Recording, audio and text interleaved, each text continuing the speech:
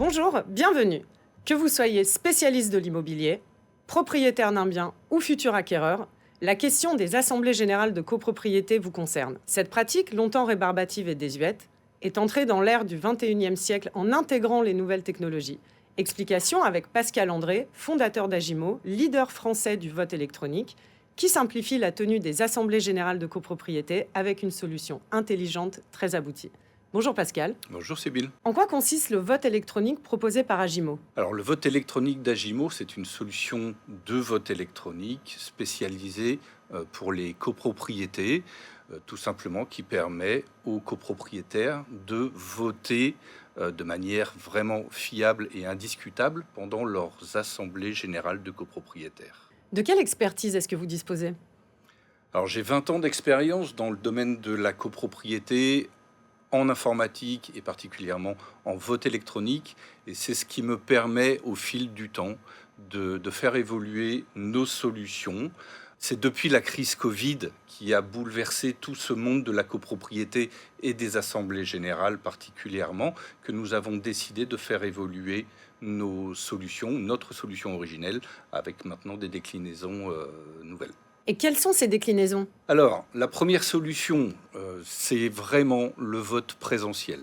On est spécialisé là-dedans, puisque ça, c'est la solution unique qui est utilisée systématiquement, encore à cette heure-là. Donc, on prépare en amont l'assemblée générale sur nos serveurs. On se déplace le jour de l'assemblée.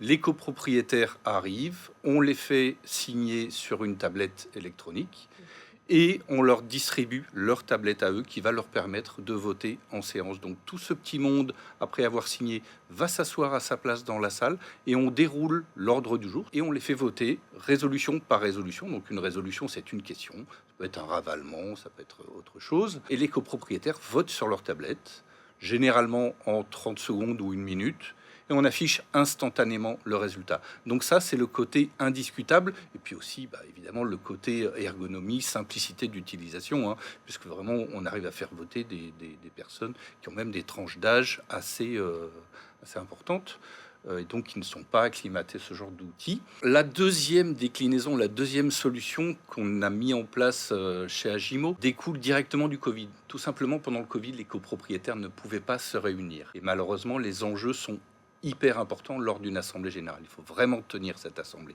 C'est là qu'ont été mis en place les formulaires papier. Donc les syndics qui gèrent la copropriété, qui sont les donneurs d'ordre, ont inséré dans chaque convocation un formulaire papier qui reprend l'ordre du jour, résolution par résolution.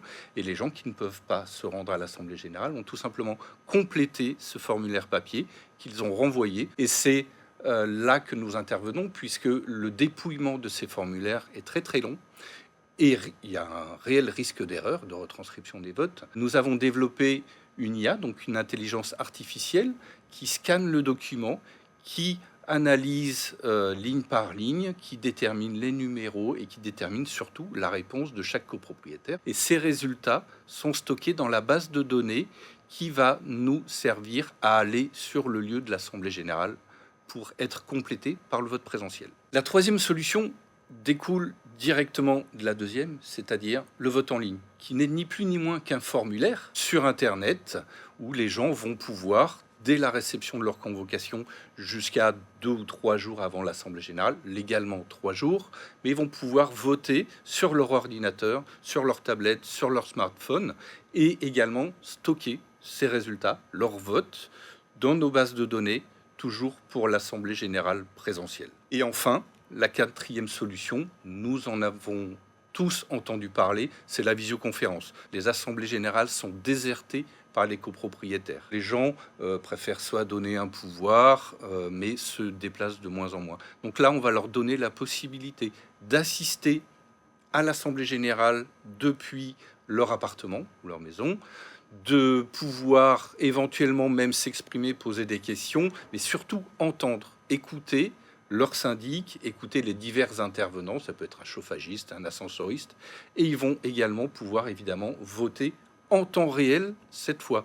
Donc pendant que nous sommes en assemblée générale et que les copropriétaires votent sur leur tablette, les autres copropriétaires sont chez eux en visioconférence et tout le monde vote instantanément et le résultat est toujours affiché 30 secondes ou 1 minute après. J'imagine que vous êtes bien entouré. Alors oui, c'est vraiment obligatoire puisque les développements sont très très compliqués et on a vraiment une équipe informatique vraiment géniale, enfin c'est mon opinion, et plus des designers et évidemment plus tous nos petits techniciens qui forment nos petites équipes de terrain et qui vont se déplacer à droite à gauche en véhicule et qui vont tenir l'Assemblée Générale. Et ça, c'est vraiment l'aboutissement, c'est que l'Assemblée Générale se passe bien, c'est obligatoire. Dernière question, quelles sont vos perspectives de développement? Alors les perspectives de développement, évidemment, c'est de couvrir encore plus de terrain. Là, depuis 2019, nous avons une croissance de 200%. Donc là, c'est vraiment...